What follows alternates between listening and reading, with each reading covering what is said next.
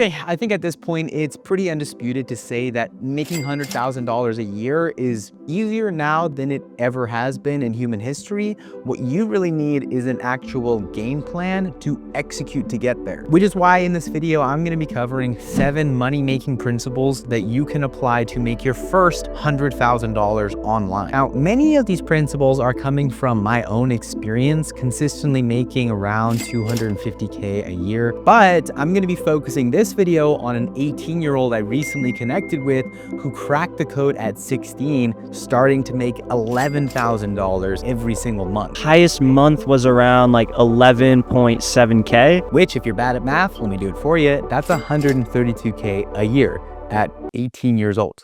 Well, technically 16 years old because that's when he started. Principle number 1, simply put, is choosing the right vehicle. Warren Buffett even has this famous quote that says, "It's not about how hard you row, it's about the boat that you're in." Meaning, if you're spinning your wheels working 8 to 12 hours a day, that doesn't mean that you're gonna make $100,000. The day laborer just is down the street. He works as hard as you, probably more, but he's not gonna be a millionaire. The point here is that you wanna find a vehicle where you can maximize the amount of income while minimizing the amount of time. That's how you create freedom. Now, at 16 years old, Luke didn't have any knowledge, had no idea how the real world worked. I mean, he hadn't even graduated high school yet, so he also had no skill sets. So starting a business from scratch was just out of the window for him. As a beginner, you need to focus on learning a singular skill set that ideally you can learn in a few months that allows you to make $8,500 a month. For Luke, this was learning the singular skill set of sales and becoming an appointment setter. Now, I'll be honest, if you're watching this, sales is not for everyone. I'd say of the people watching this video, 1/3 of you are gonna be naturally gifted salespeople that will easily be able to make $100,000 a year. Another third of you can learn the skill set and perform at a high level. But finally, there's gonna be a third of you that this will never work for, no matter how hard you try. So yeah, make sure you are choosing the right vehicle and are not taking on too much too soon. Now, if you want to see how my team takes those 2/3 of people and trains them up into professional level status where they're able to make the 6 figures, then click the first link down below. Principle number 2 is invest early. Now, what do I mean by that? I'm sure a lot of you watching this video have heard the idea of compound interest,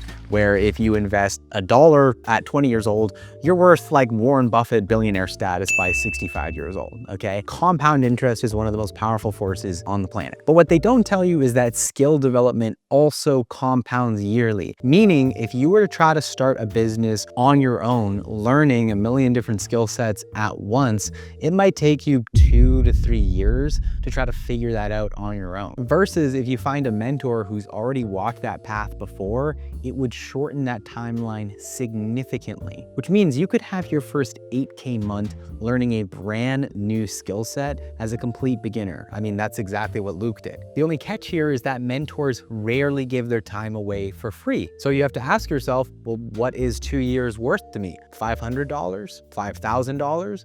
$50,000? Because let's actually do the math to figure this out. So let's say it takes you 2 years on your own to figure out how to make $10,000 a month. That means 24 months of nothing. Then by month 25, you're up by 10K. Woohoo! Now let's say that you hire a mentor who could get you there in, let's say, 6 months, okay? But that mentor arbitrarily costs $10,000. That means by month 6, you are still down $10,000. But by month 7, you've paid off your mentor fee.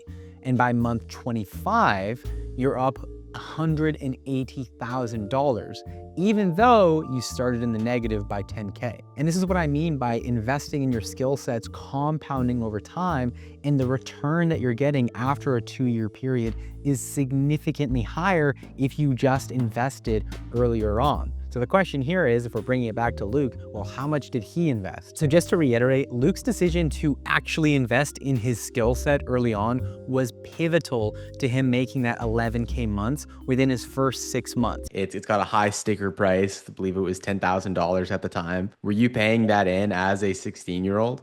I worked a job the previous summer as like a busboy.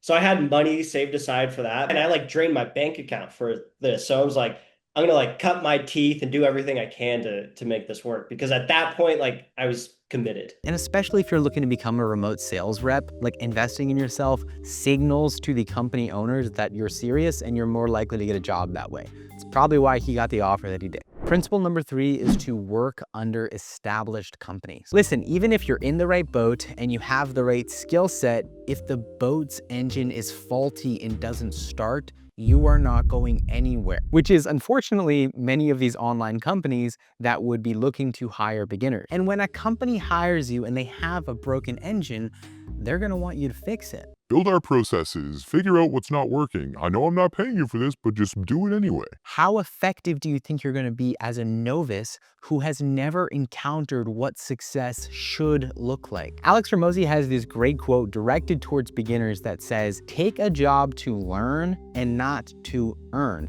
And when you work with a company with proven processes and successful people doing what you want to do, it is easy to replicate success. Quote unquote, don't reinvent the wheel, just follow what's working and do it better. We're gonna go back to this fucking guy, Luke here. I know, keep talking about little Lukey boy, but you know, it is what it is. The video is focused on Luke Sumi. You know, I think he's a cool guy. I smoked a cigar with him. He's chill. Luke made the decision to work with an online company that was doing $42 million a year with 60 pre-existing remote sales reps, many of which were doing over $8,000 a month. So basically, this is a pretty established company where it's gonna be very hard not to learn. Work with an established company and you'll be surrounded by mentors and you will effortlessly make $100,000 in that company if that's the median income that people are earning. This also goes back to my earlier point with investing in yourself and learning more. Well, now they are paying you to surround yourself with mentors, with smart people who are making lots of money, baby, and you're just getting a piece of that pie without even paying for the pie. Now, moving on to principle number 4, take extreme ownership. I actually have this book here called Extreme Ownership by Jocko Willink, and it was one of the first books that I read when I was getting into entrepreneurship. And it taught me that I was never gonna make $100,000 in a year if I kept on blaming my surroundings for all of my problems. I had to look myself in the mirror and be like, you know, it's not the magic fairy that's coming down and causing all your problems, Ethan, it's you. Every single high performer I know that makes $100,000, $300,000, $600,000 a year all take accountability for their results. They analyze why something didn't go their way in like a sales deal or something, and then they refine their approach. And guys, I say this with a lot of emotion because I was one of these people. Like, it's very easy to look at your surroundings and look at the world around you and place blame and reason and identify with victimhood for why you're not where you want to be in your life.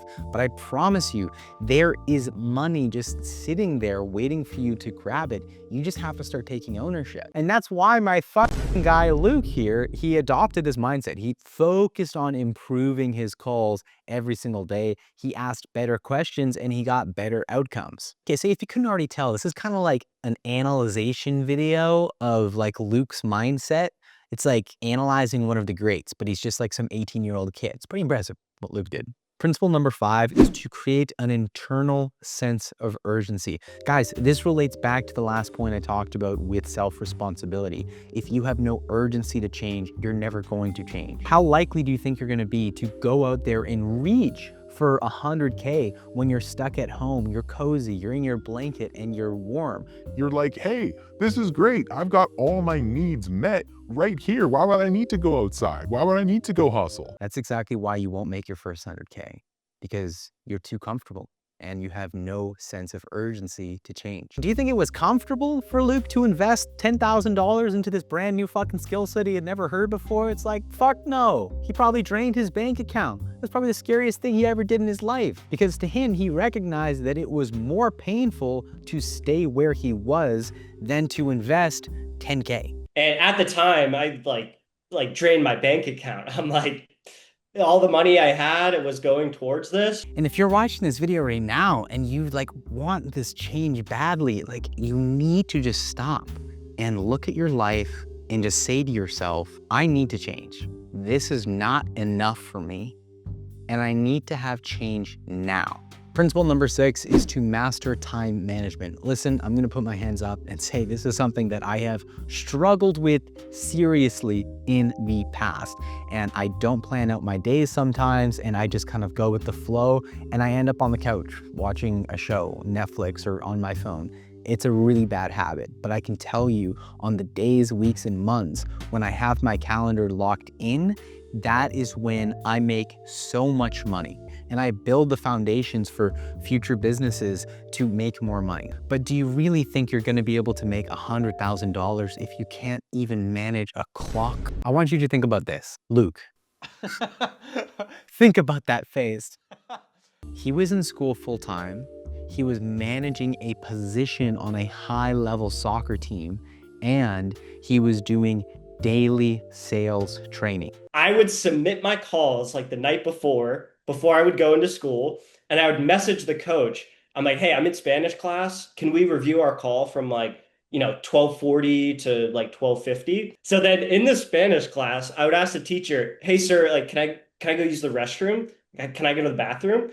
So I would ask to go to the bathroom so I can go in the hallway and get my call reviewed. Guys, if you have limited time, don't use that as an excuse. Take ownership and carve out some time for skill development. That time is going to be the most important factor to multiplying your income year over year. It's looking towards the horizon at things that are going to make you a more valuable person. And then back to the example, once Luke had his finals and he was done with school, he didn't just use all his free time to fuck off. He transitioned to full-time work the day after his finals to ensure that when he got on that job, he was going to be able to set 4 appointments every single day, no matter what. So if he can be this disciplined as a teenager, why can't you? And I'm like, what the hell did I just walk into?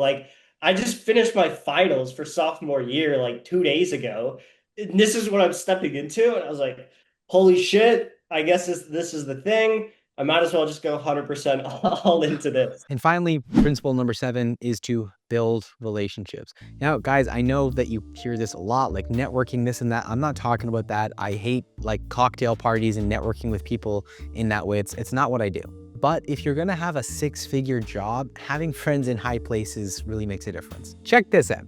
85% of jobs come from your network. So you're already fighting against the odds and competing against 15% of the market. Of that 15%, the likelihood of these jobs actually being an established company that I mentioned earlier is very low, maybe 1% of the 15. And then when that 1% company puts out a job post, you're competing against hundreds of other people who potentially do have a higher skill set, more qualifications and certification. Whereas you're just a beginner, you're a newbie. You're a noob, get pwned. It's not what you know, it's who you know. And I can tell you from my experience of hiring maybe 10 employees over the last few years, as well as getting my own girlfriend a 6-figure remote sales rep job, is that these companies really don't care for interviewing. They really don't like it. I hire people on my company who I already know. I already like them. I already trust them. I got my girlfriend that 6-figure position because I was the colleague in question. Now, if you're looking for a network, a mentor, and skill development,